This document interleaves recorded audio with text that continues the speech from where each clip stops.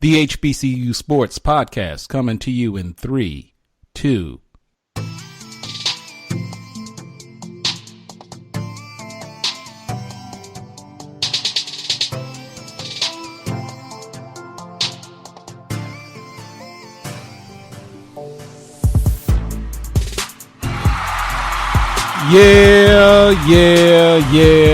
Yeah. We are back one more time, once again, for episode number 6 of the HBCU Sports Podcast. This is the Thanksgiving edition, as we are recording this podcast just a tad bit earlier than we would normally do because of the holiday week that is Thanksgiving. I am Ken Rashad, your host. He is Jeff Duplessis. That's me. And we once again welcome all of you to be a part of this experience, the HBCU Sports Podcast. Before we go any further, we're going to go through our usual routine. By all means, we ask that you take a moment to go to Spreaker.com and type in HBCU Sports in the search field. You will be taken to the official Spreaker page for HBCU Sports. And at that point, we ask that you take a moment to follow us. And us doing so will immediately notify you whenever a new episode is uploaded to the system. We also ask that you take a moment to donate to this podcast. This is a donation-based podcast. We're still in the process of growing, trying to expand our audience. But it does take time, and we ask that you donate a few pennies to us. You can go to HBCU Sports Podcast HBCUsports.com/podcast, and you will see the donation button there to make a contribution to the podcast. You can also follow us on the social networks. That is Twitter. We are located on Twitter at Real HBCU Sports. Yours truly is also on Twitter at KENN Rashad, Ken Rashad. Jeff Duplessis, you're on Twitter, and you're located at JAYMO700, JAYMO, the number 700. We can also be found on Facebook. You can take a moment to visit us at the HBCU Sports official Facebook page. You can simply find us HBCU Sports, and we welcome your feedback, welcome any comments or suggestions that you might want to offer that will hopefully make this podcast an enjoyable one for you, because you surely didn't hesitate to give us a earful from last week's podcast.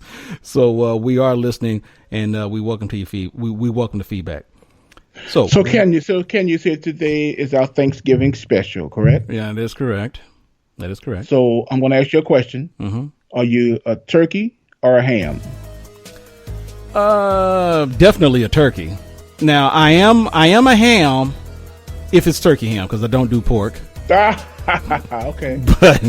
But I have no problems dealing with turkey ham. So but without question, I am a turkey guy. Now my second question: sweet potato pie or pumpkin pie? Sweet potato pie. That's going to tell me a lot about you right now. Sweet potato pie. Did you say pumpkin? I said sweet potato pie. Oh my! Who does pumpkin pie? Right here. I heard pumpkin. I heard pumpkin. Now look, I will say this: my mom makes a mean pumpkin pie. She can do pumpkin pie. You know, I mean, now I don't. But sweet potato pie. All right. Sweet potato. What about you? You're all right with me then. Turkey or ham? Turkey or ham? You tell me. Oh, I'm a turkey man. Turkey man. Oh yeah. Sweet potato pie, pumpkin pie. Don't do ham. I'll do wings, or I'll do a roast. You do wings. Okay. Okay. Now I got one for you. Okay. Dressing or stuffing?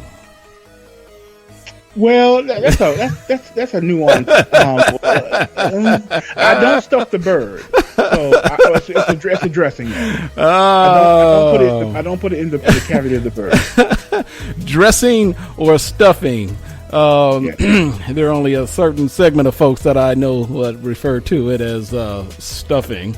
Exactly. Yeah, I'm going to leave it there. But anyway, look, man, we had a key HBCU football matchup last Saturday in the Aggie Eagle Challenge, which was the de facto MEAC SWAC, the MEAC football championship game between North Carolina A&T and North Carolina Central, and what was considered to be a highly anticipated matchup, to be quite honest with you, man, turned out to be a drubbing. A dud. My goodness. Yeah, I think that surprised a lot of folks. I think a lot of people kind of figured A&T was going to be the victor in that one, but Central came out, and even though they started slow, it was only 14-0 at halftime.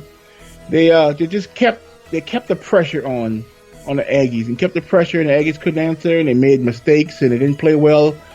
They made a lot of mental mistakes, and then they also shut down Tariq Cohen pretty good. So yeah, that's that Tariq Cohen, that's the name that we have been talking about all year long, and I mean, he just simply was ineffective.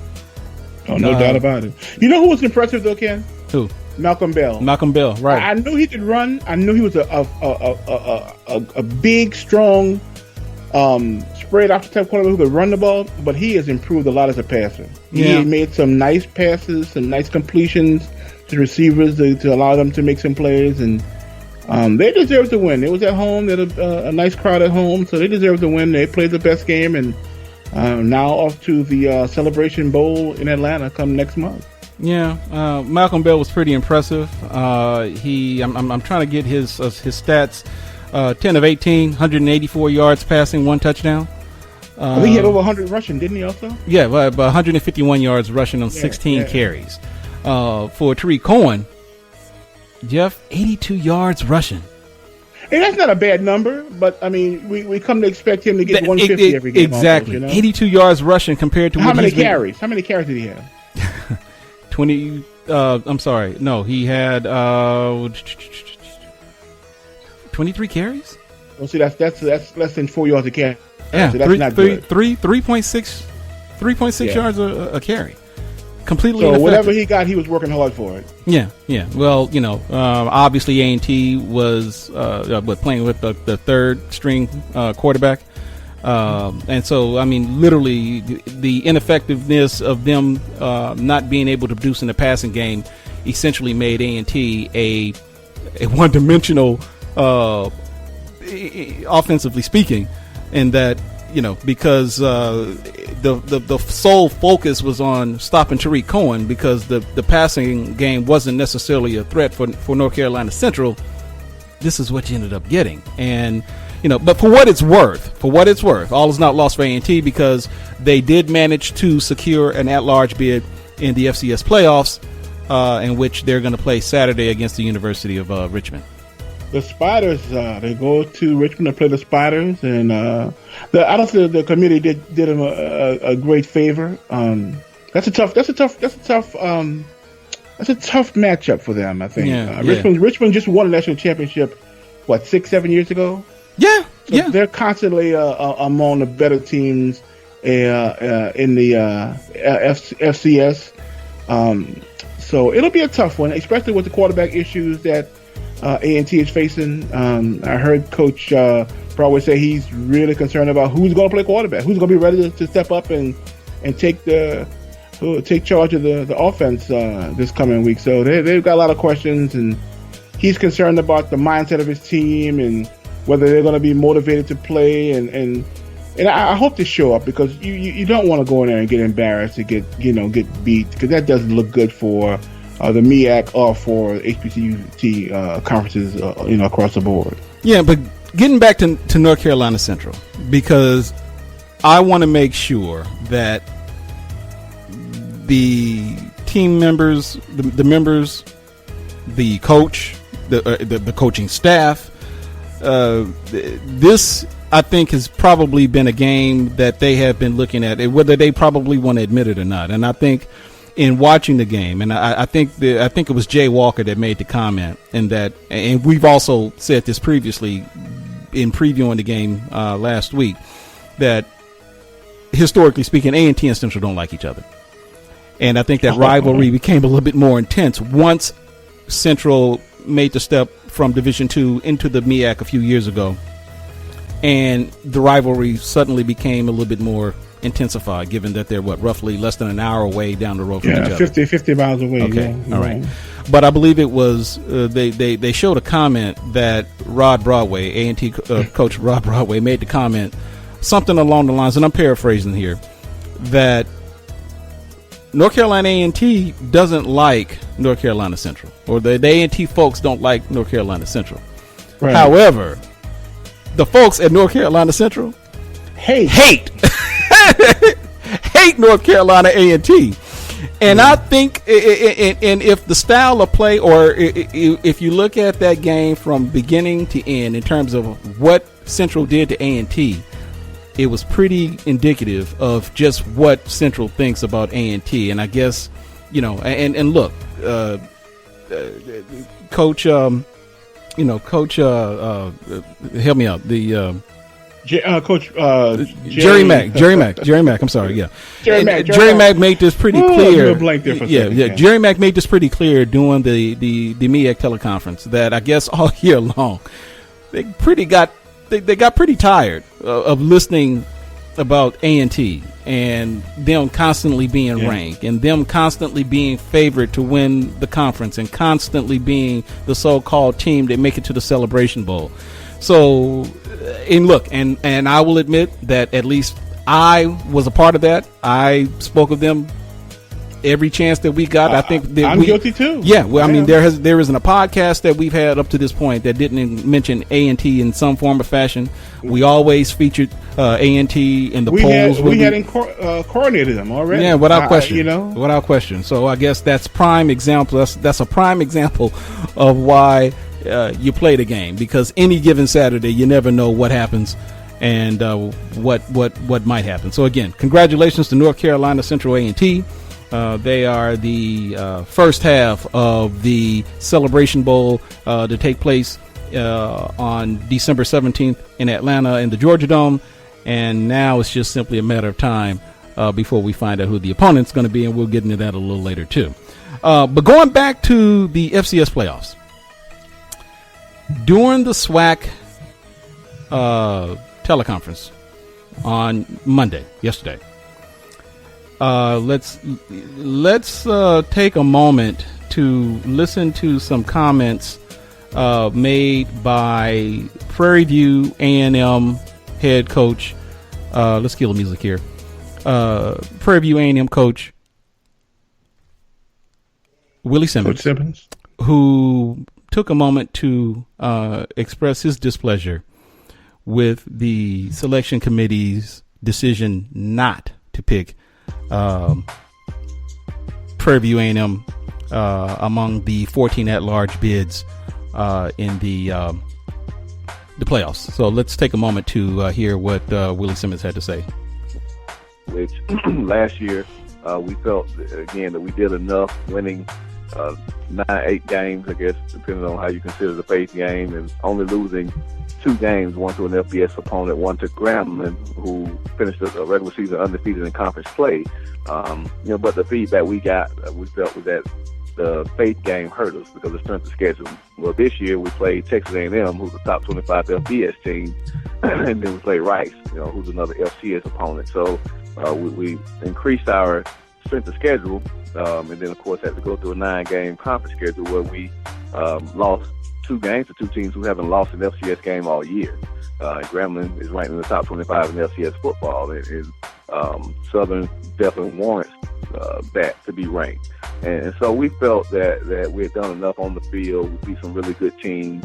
And we played really well against Rice. I mean, put 44 points on them and almost 500 yards to say, well, looking at our body of work over the course of 2 years, that we wanted to be. A lot of teams get in the playoffs based on reputation. And last year there was some 6-5 teams that got in. This year there's another 6-5 team that got in just because of the conference that they're in. And so we feel like the SWAC is right now is not getting the respect that we deserve. Again, I put a lot of these teams up against any team in the playoffs right now, and we definitely give them a handful. So it's extremely disappointing. Again, we feel like we're a good enough team to do that and go into the playoffs. But again, that's out of our control. We just got to keep working to get better, and hopefully in the future, not put ourselves in a situation where 2 years in a row we've had to wait on the committee to let us in, as opposed to representing our conference in the SWAC championship. Jeff Duplessis, your comments. I can understand why he's disappointed, and I can just from listening to him, I think he's very, very upset about it. It's not sitting very well with him. And that 6-4 team, that 65 team that made the playoffs over them was Illinois State, a team that at one time lost 4 in a row in the conference. Had 4-4 in their conference record, 65 overall. Yeah, it is. I think it demonstrates a lack of respect at the committee has for the SWAC, and it's unfortunate. Yeah, let's listen a little more. I think the next clip, Coach Simmons talks about possible steps that can be taken, if any, to hopefully resolve the issue going forward. Here's Coach Simmons again. I think that's a discussion to be had amongst the powers that be. As coaches, I don't know how much influence we have in that. We're shifting to a 7-game conference schedule next year, which allows us to play more out-of-conference games, so scheduling more FCS opponents, maybe getting more guaranteed games and things of that nature may help. But again, we last year, I guess our strength of schedule wasn't good enough. This year was a lot better, playing 2 FBS teams rather, and that wasn't enough. So again, what's the solution? Do you just schedule all FCS opponents and out of conference? And if you beat, what happens if you beat 2 of them and lose the 2 of them? Is that enough? So at the end of the day, I think again that's something that as a conference we have to continue to press for, because we deserve respect. And right now, I think it's an overall lack of respect for the Southwestern Athletic Conference. Maybe because we waived our automatic qualifying bid a while back. Maybe they don't think we're serious about the playoffs. But I would be hard pressed to think that any coach in this conference would be opposed to going to the playoffs if they have a team that's deserving. Two things there, Ken, I want to bring to the listeners' attention. Illinois State 6-5 did not play one FBS team program. At all. Not one. Yep. And PVU played 2. So that right there tells you a lot. But also, I think the committee is still continually penalizing the SWAC for opting out of the playoffs. I think that's a penalty. They still have some ill will over that, and they're just trying to they say, sure, you don't want to come, so we're not going to select you, and that's sad. Yeah. Now, I think it's well documented what my position is on this, and I'm actually, somewhat, relieved that Coach Simmons and I are kind of in accord in terms of how this is all, playing out. To Prairie View's credit, after I'm assuming they received feedback from last year from the committee saying why they weren't selected and the reasons or the things that they will possibly have to do going forward to be considered for an at-large bid, provided that the opportunity warrants. And as Simmons stated, and I've said this repeatedly, they've played 2 FBS conference games against Texas A&M and against Rice, and they were actually somewhat competitive against Rice. They were. And at the same time, at a disadvantage.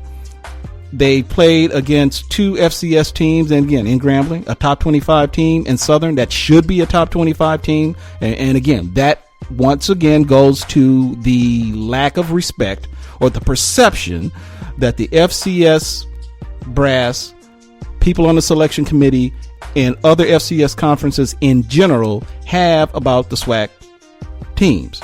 And so that's something that obviously needs to be addressed. Now, what more can be done? And so I'm going to, I tried to look at this from a perspective of trying to be fair about this, and that, okay, what is it that the SWAC is or isn't doing that is putting the conference in a situation to where it's being overlooked year in and year out?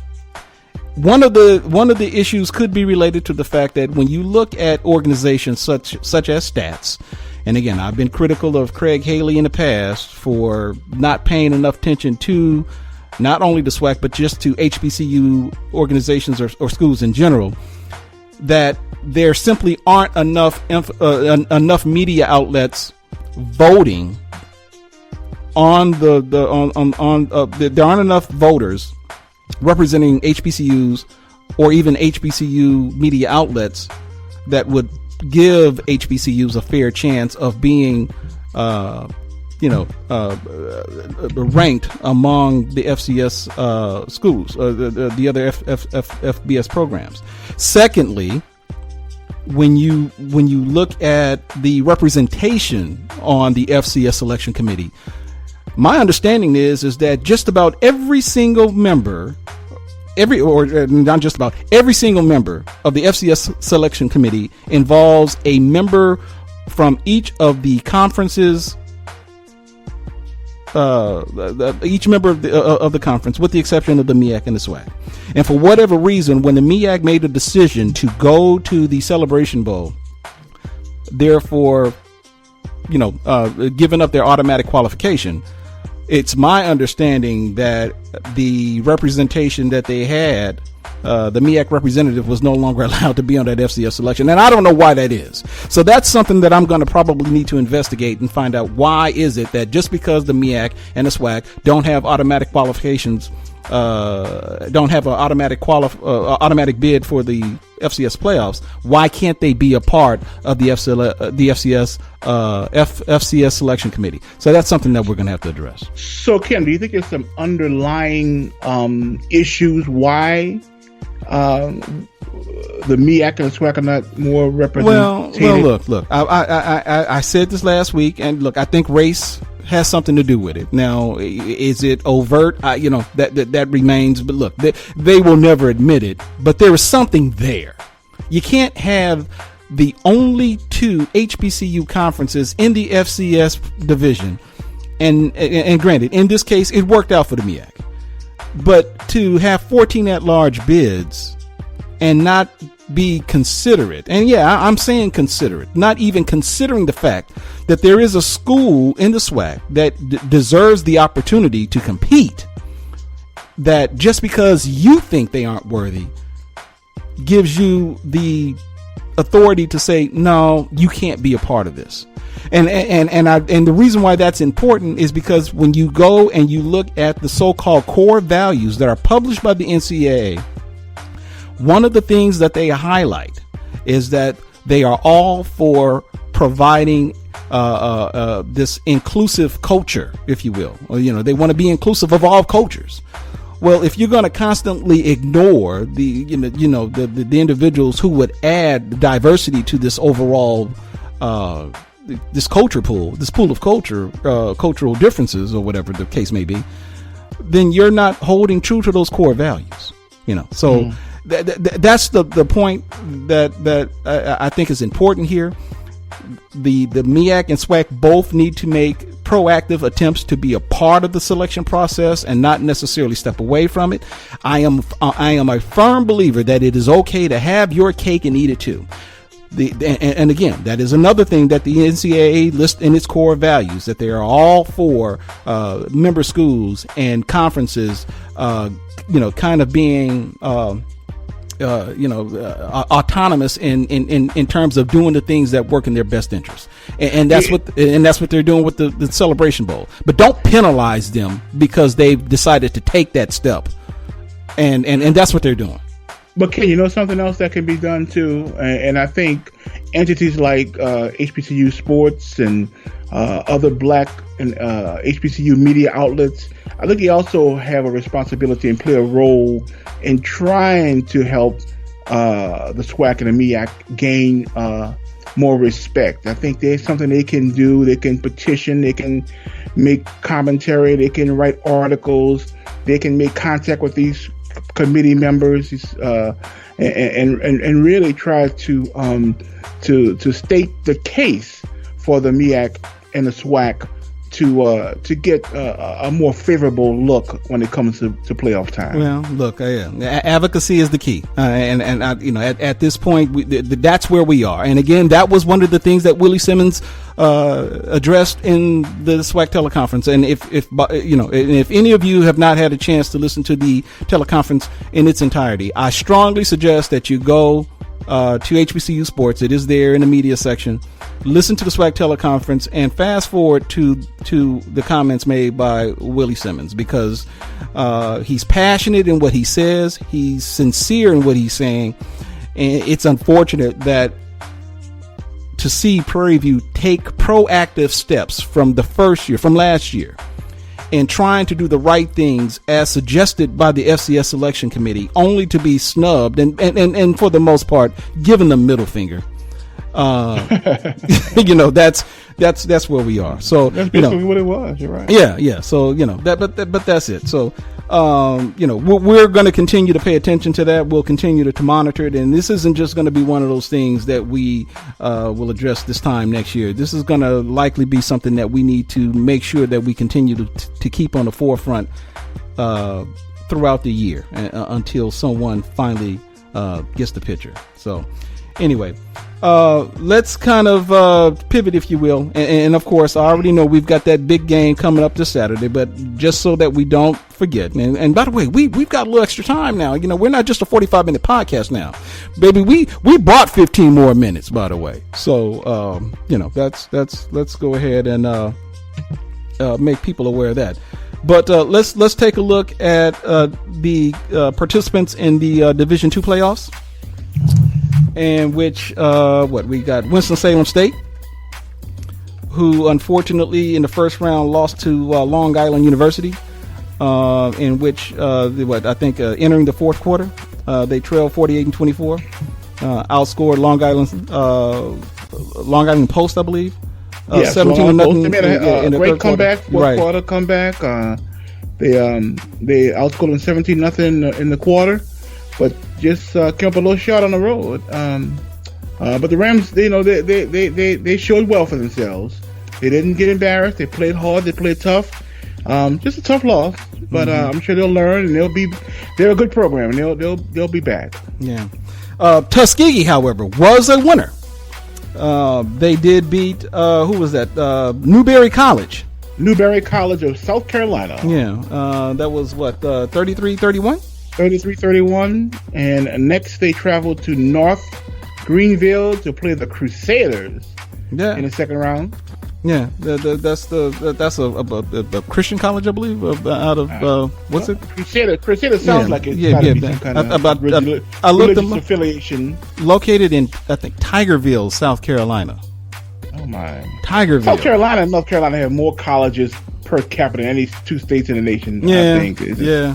Yeah, without question. They got a between that, and they got a lot of villes. Greenville, in this case, Tigerville.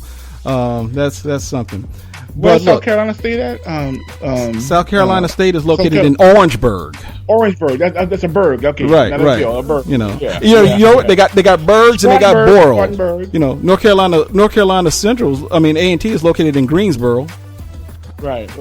So they got boroughs and villes and all that good stuff. But anyway, Jeff DuPlessis. Yes, sir. The Bayou Classic. When is that, by the way? That's coming, isn't it? Yeah, it's Saturday. And this Saturday? It's this Saturday. It is this Saturday. And look, we purposely kind of sat on this because just in the last, 3-4 hours since we began this podcast, there's been an awful lot of drama. And I'm going to just go ahead and say it. A bunch of unnecessary crying. From who, Ken? From you TPs. Them TPs been crying, just crying. The Braves, you mean? Yeah. I published a piece today, trying to be somewhat, objective. And look, it's an opinion piece, and that I was simply trying to evaluate the rocky road that the SWAC faces in sending its representative to the SWAC, to the Celebration Bowl. Now, we know that Saturday's game between Grambling and Southern will be for the SWAC West Division Championship. Correct. The winner, and it's a playoff game. The winner goes to the SWAC Championship game. The loser stays home. And it's not necessarily as simple as it may seem, because there are a number of caveats involved in the process. And this is the only thing that I was trying to point out. As you well know, if Southern wins, they will advance to the SWAC Championship game. Unfortunately, they are not able to play in the Celebration Bowl because they are currently they have been sanctioned by the NCAA due to low APR scores. That announcement came back out in, I believe, April. Okay, so if Southern beats Grambling and goes to the SWAC Championship game, Alcorn State automatically is in the Celebration Bowl, win or lose. Right. However, if Southern if Southern wins the championship, wins the SWAC championship game, and of course we've already indicated that they can't advance beyond that. So you're saying Alcorn would have a losing record in the Celebration Bowl? It is possible. It is possible. I didn't say that Alcorn has a losing record. As of now, they're 500 right now. They're 500 right now. They're 5-5. All they got to do is just win the SWAC championship game. They're automatically in. However, I think what upset the Braves Nation was the way you phrased it. How did I phrase it? The Celebration Bowl is hoping Grambling is the representative. Oh, and you just ruffled a lot of you know those what? Get over it. Get over it. Who cares? You know, let's not get beyond the facts here. You know, if you lose the Southern in the SWAC championship game, you go to the Celebration Bowl. You're looking at playing in the Celebration Bowl with a 5-6 record. Who the hell wants to see a damn bowl game with a losing team in it? That's all I'm saying. So yes, I framed the narrative in a way that says the Celebration Bowl, the officials of the Celebration Bowl, ESPN, which owns the Celebration Bowl, would probably rather have Grambling in the Celebration Bowl than Alcorn. That's not unreasonable. That's not a shot at Alcorn. That's not me implying that Alcorn shouldn't be a part of the process. It is what it is. Alcorn did what it had to do to win the SWAC East. I hear you. I know what you mean. Okay. But they did what they had to do to win the SWAC East. Unfortunately, you didn't do enough to get into the Celebration Bowl with a better record. That's it. That's a fact. That's not. Well, they had a lot of injuries. Injuries are a part of the game. Okay, so don't blame me or accuse me. Wasn't available for several games, and you know. Yeah. Look, I'm just trying to look out for my Mississippi folks. That's all. Yo, Mississippi folks.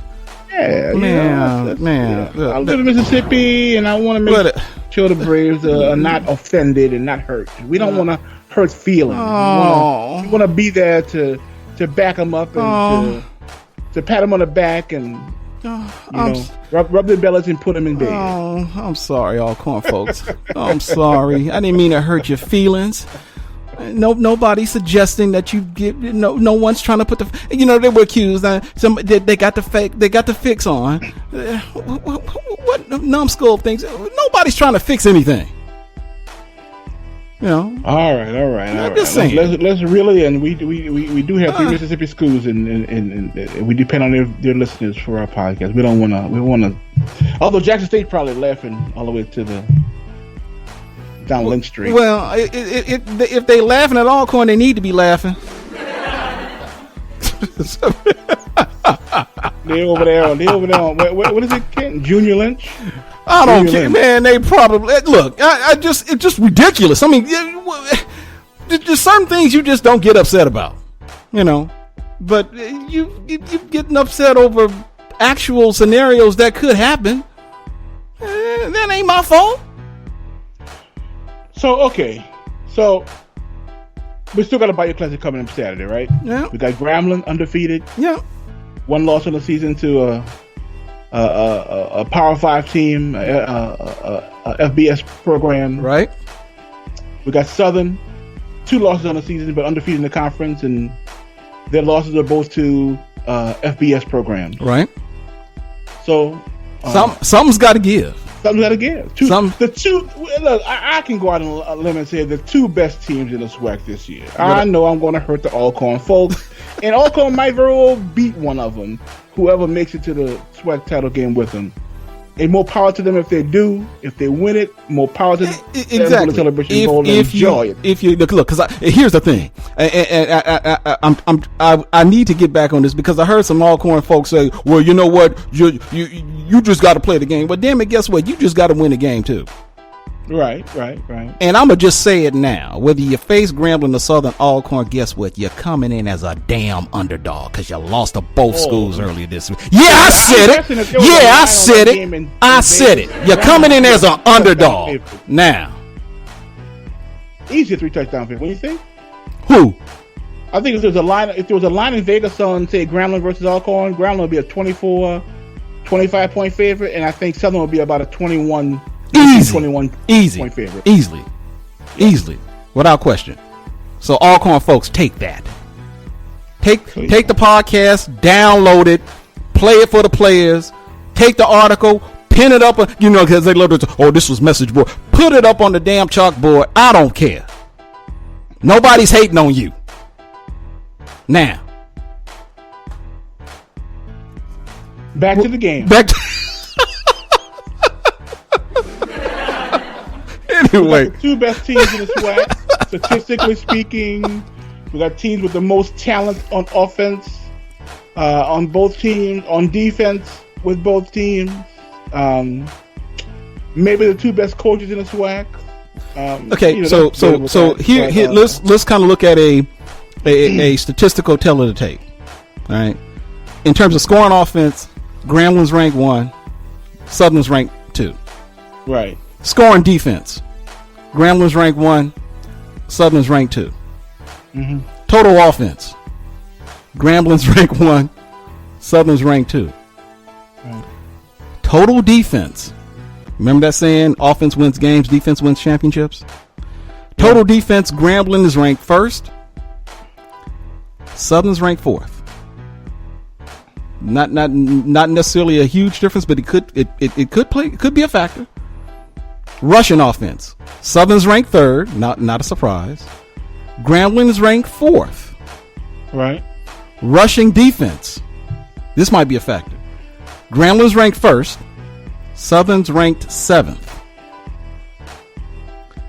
Pass offense, Grambling State's ranked 1, Southern's ranked 2. Pass defense, Grambling State's ranked second, Southern's ranked 3rd. Pass efficiency, Grambling's ranked 1st, Southern's ranked Grambling's ranked 1st, Southern's ranked 2nd. So in basically in every single statistical major category that counts, Grambling is either ranked 1st, Grambling and Southern are ranked 1st and 2nd.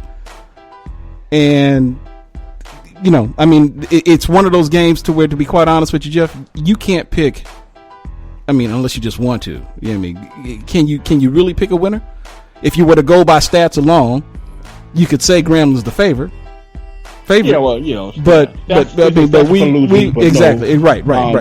But we've been to enough Bayou Classics to know that stats mean absolutely nothing when the 2 games play. Another you got 2 teams that have outstanding quarterback play in Austin Howard and Devontae Kincaid. You got 2 teams that's got great running backs in Leonard Tillery, and you have great wide receivers and Willie Quinn and Chad Williams. Yeah, Chad Williams. So okay, now we went through tell of the tape of stats. So now let's kind of look at some of the key players offensively speaking. So you got Austin Howard, quarterback of Southern. Devontae Kincaid, quarterback at Grambling. Who do you pick? Who you give the nod to? Quarterback. Well, play. healthy Devon Kincaid is the best player in the SWAC. Key Best word. offensive player in the SWAC. A key word. Healthy. Yes, and Healthy. you know, no one's healthy in week 12. But we know he's been battling a little bit of an ankle injury the last few weeks, and if he can play as he's played recently, he's a dominating quarterback. He's a game changer. He can do things with his arm, with his feet. Although the ankle could slow the running game down a little bit, but he's still a dangerous player back there. Okay, so advantage, Kincaid. Oh yeah. I think advantage. Even if he's 85%, I think in advantage. Not that. Look, Austin Howard's a great player. Don't get me wrong. I'm not taking anything away from this kid. Yep.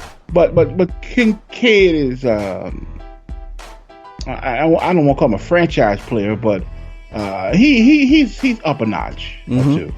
I agree. I agree with you. Okay. As far as running backs, Tillery is the best running back of the game. I don't know if they have the best running game of the two teams. Right. Because now you're looking at he's the best running back. Right. Grambling does it a little bit more about committee. Yeah, absolutely. Right. You're looking at a featured running back in Tillery versus a committee in Marquez Carter, Justin Kelly, and occasionally you might get contributions from what's the kid's name? LaDainian Brooks, I believe. That is their committee of running backs that they tend to rotate throughout the course of the game. Now I will say this here as far as the wide receivers, I'm a big Willie Quinn fan. I love that kid. I think he is exceptional. Mm-hmm. He can make catches. He is dynamic, but he's 5'6", 5'7", something like that. Mm-hmm. Chad Williams is a dominating 6'2". Yeah, pro prospect. So I'm always going to pick the big fast guy over the little fast guy, but not that Quinn can't make plays, because he will make plays, and he can.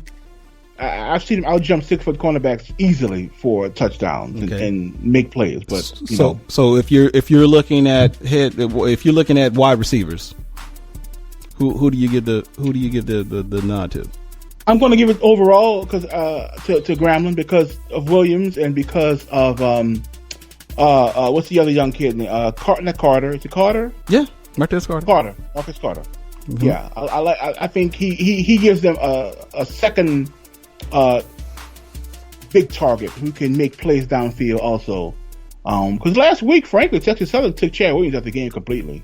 I think he had 1 or 2 catches for not many yards. He and Martez Carter really picked up the slack, over 100 yards receiving. So. Yeah, Justin Kelly also came through big for them on the running game in the running game against Texas Southern. And I'm sure my bias. I'm trying to keep this. It is what it is. It is what it is. It is what it is. But the bottom line is, it's going to be a damn good game. Yeah, you got the 2 best teams in the conference. They're going head to head. They don't much like each other. It's all about for the fans. It's going to be a show in the Superdome. You got the Battle of the Bands. You're going to have Blacktopia all over New Orleans for the next few days. And believe me, when they got a game like this, they are coming out of the woodwork, my friend. Well, it's funny you said that, because there was a story in The Advocate, and I believe that was early today. I think that was today. Yeah. That as of 5 o'clock today, and today being Tuesday, 44,676 tickets, according to The Advocate, had been sold for Saturday's football game, with 16,000 tickets still remaining. Mm-hmm. So, they're talking about the possibility of Saturday's Bayou Classic possibly having an attendance that was along the lines of pre-Katrina.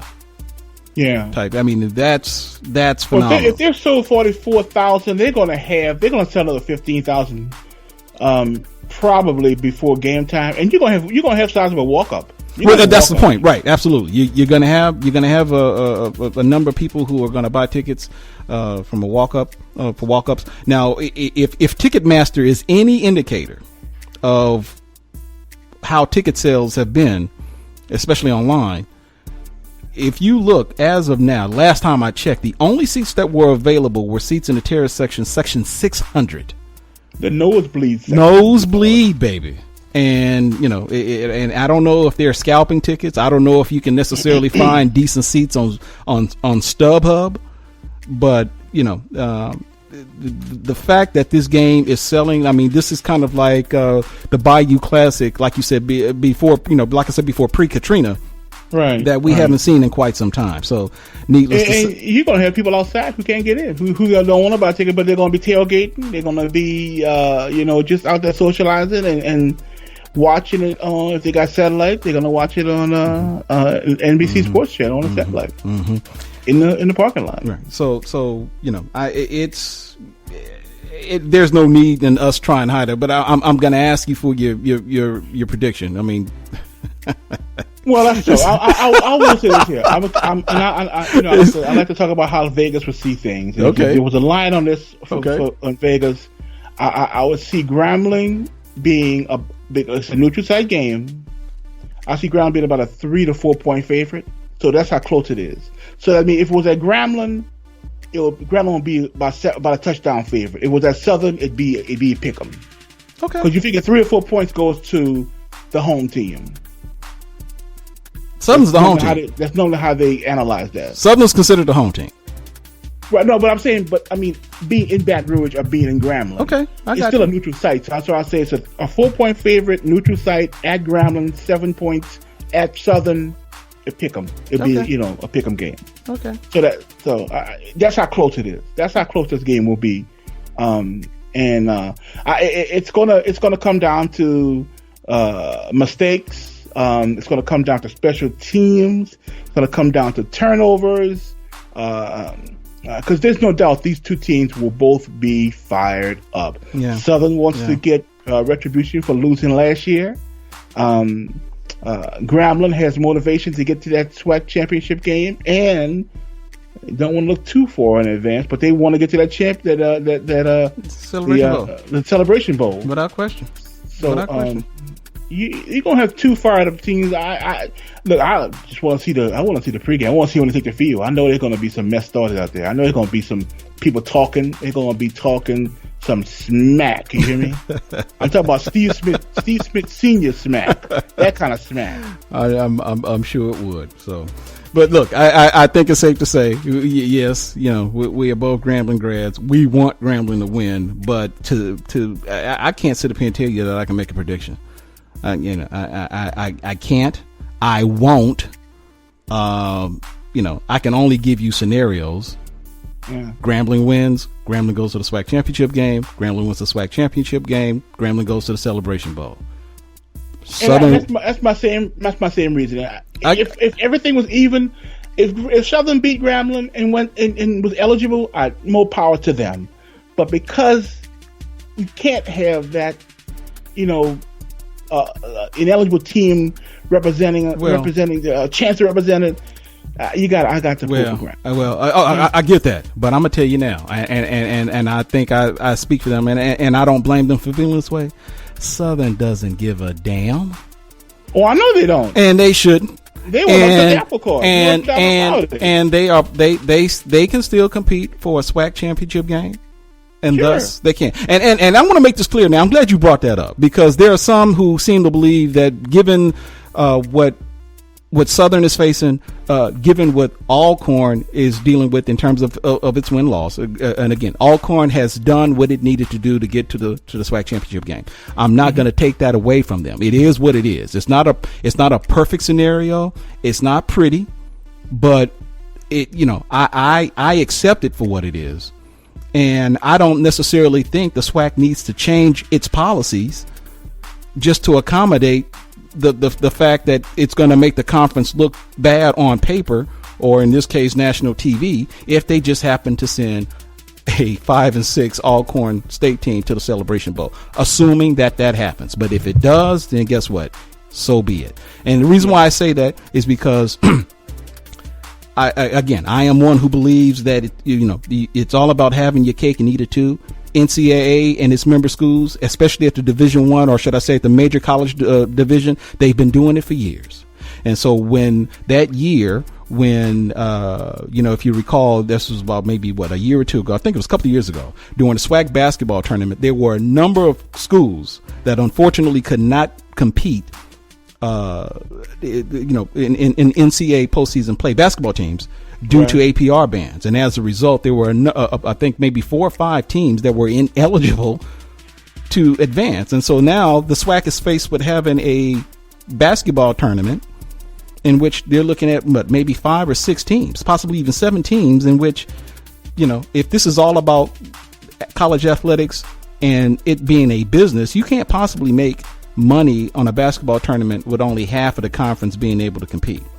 So the SWAC did what it needed to do. It got the okay from the NCAA to hold this tournament, with the caveat in saying, well, okay, whoever the highest seeded team is, I think of some of those lines, whoever the eligible team that advances the furthest in the tournament will be the team that we send to the NCAA tournament. But to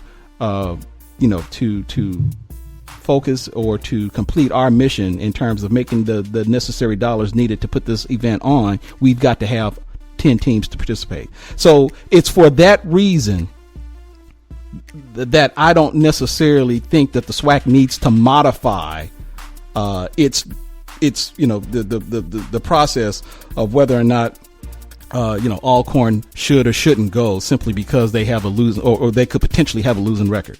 I don't think that should happen. It may not necessarily be an ideal situation provided that it happens, but it is what it is. So I want to make that perfectly clear. A little bit on that, Ken. I think that going forward, the SWAC should consider changing in that if your school is not eligible for postseason play, then you should not be able to play in the SWAC championship game. Okay, but that and that's a fair that's a fair opinion to have. I don't have a problem with that. But my point is that that's not something that you need to address midway. You can't make that decision right now and say, well, No. I say going forward. Right. Okay, that's something they should consider doing.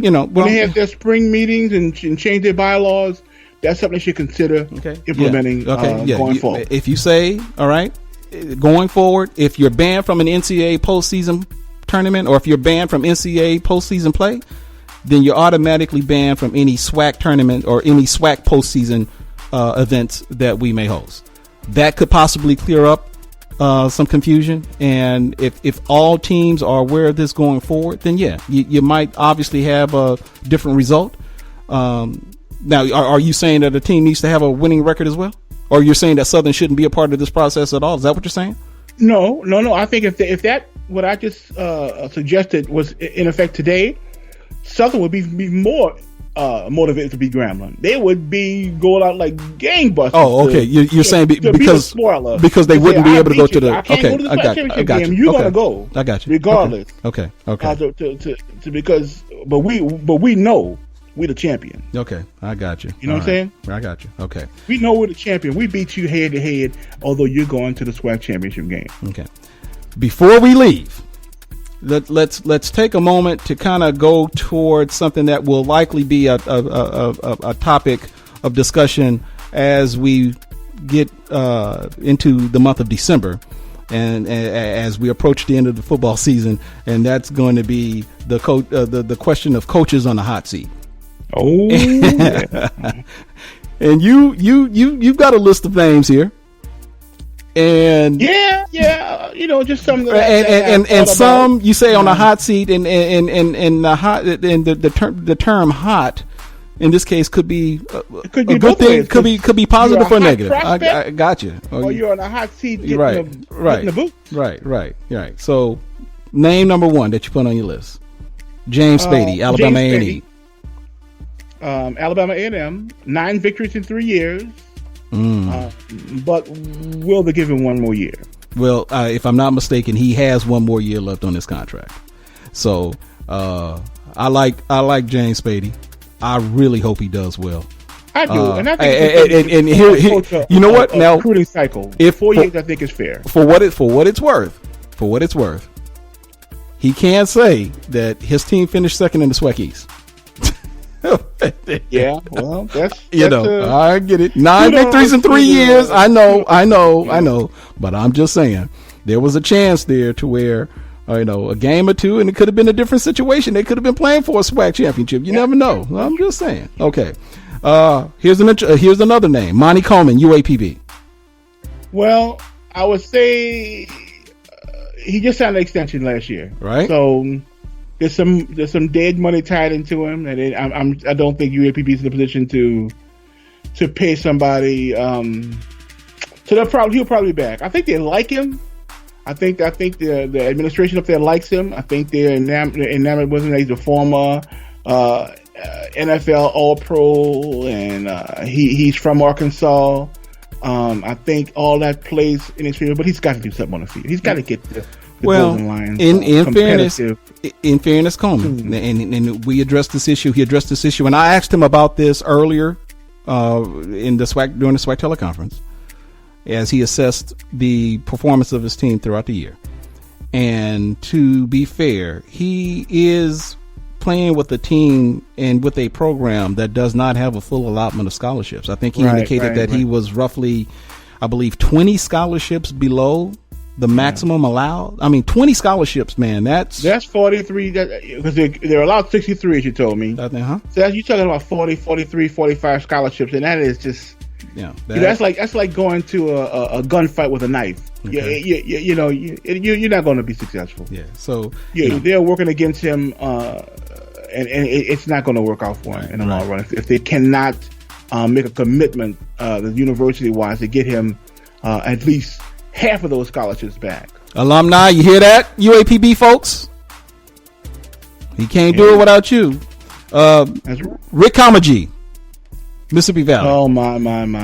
So the last 3 seasons, Rick Kamaji has had 1, and 2 victories. So 3 victories in 3 seasons. Yeah, but it ain't happening. It ain't happening. The Delta Devils, they may be in worse condition than UAPB. Right. I don't know if they're playing with the lower scholarship limit. I'm not sure about that. But I know the facilities up there are pretty pitiful. It's the Delta. It's Mississippi Delta. Everything is.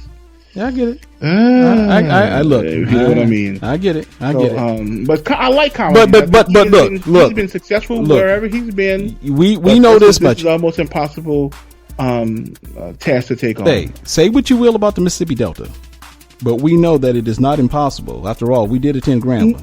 Right. We all remember Archie. Archie Cooley, look at Archie Cooley. But I'm just saying, if you're talking about the area being a detractor, if you will, in terms of possibly being appealing to recruits, It's not. It shouldn't be. It shouldn't be. You got a school like a Division II school like Delta State, who is consistently a national power. There you go. Okay. And they're 40 miles up the road from Itabena. So here's another interesting name you put up on a hot seat. And this is a hot seat for the good reason. Jerry Mack. Yes. North Carolina Central. Sharp coach, 36 years old. A go-getter. Right. I really think he will get some looks, maybe some offers from some group of 5 programs on the FBS level. Possible. Yeah, or maybe some of the larger, better funded schools on the FBS level. Although I think that might be, not necessarily a big move on his part on that one. It's kind of a lateral move. But I could see and I use the example of a North Texas State or UT San Antonio or Troy State or schools like that.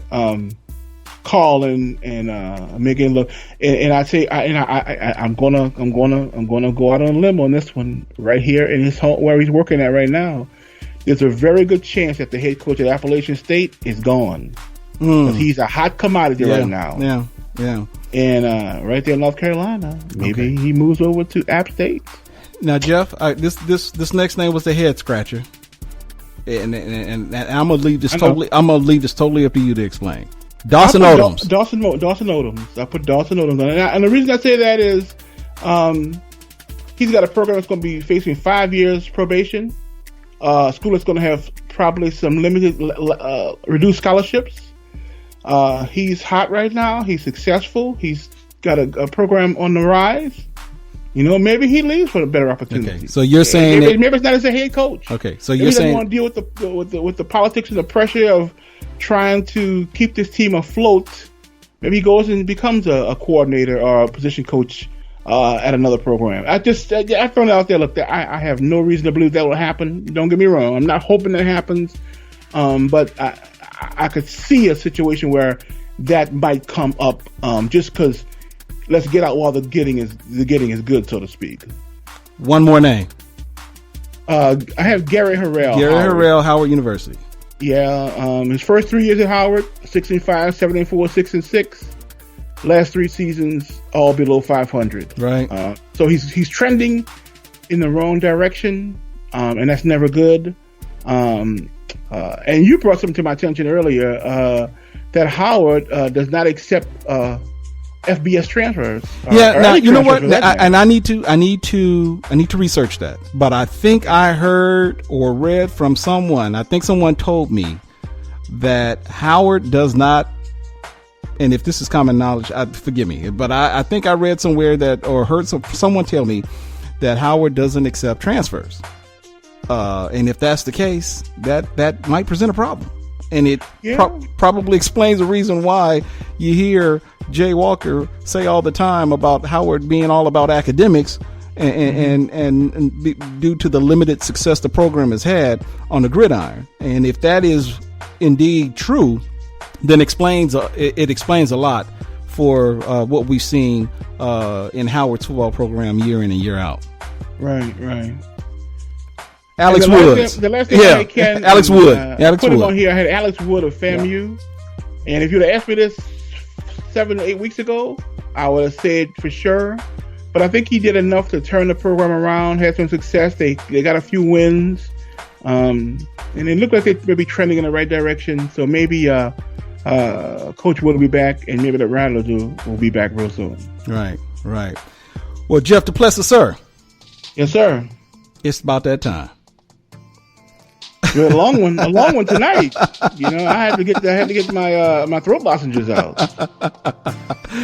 Well, look, we want to thank you all for taking a moment to listen to the HBCU Sports Podcast. Once again, if you would, please take a few minutes to visit us on Spreaker. Go to HBCU to the HBCU Sports Spreaker page. Follow us. Take a moment to go to the HBCU Sports Podcast page at hbcusports.com/podcast. Donate something to the podcast. We really, really would appreciate it so that we can continue to expand and continue to hopefully provide you with a pretty good product. I'm Ken Rashad. He's Jeff DuPlessis. To all of you, happy Thanksgiving. Be safe if you're going to New Orleans, and we'll talk to you guys next week. Happy Thanksgiving, everybody out there. All right, brother. Talk to you later. All right, now. Peace.